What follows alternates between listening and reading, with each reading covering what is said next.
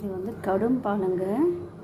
எங்கள் வீட்டில் மாடு கன்று போடுறதுங்களா, அதனால் கடும் பால் காய்ச்ச போகிறேன் பாருங்கள். கடும் பால் காய்ச்சிட்டு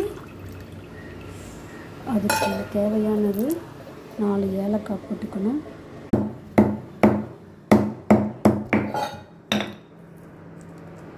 ஏலக்காய் போட்டுக்கணும்.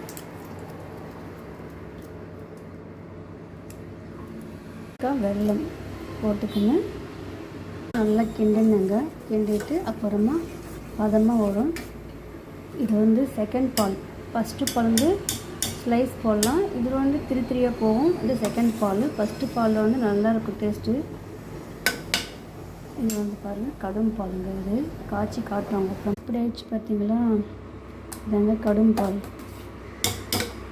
கடும் பால் வெல்லத்தை போட்டு சாப்பிட்டு ஏலக்காய் கடிச்சு போட்டு சாப்பிட்டீங்கன்னா செம்ம டேஸ்ட்டாக இருக்கும்.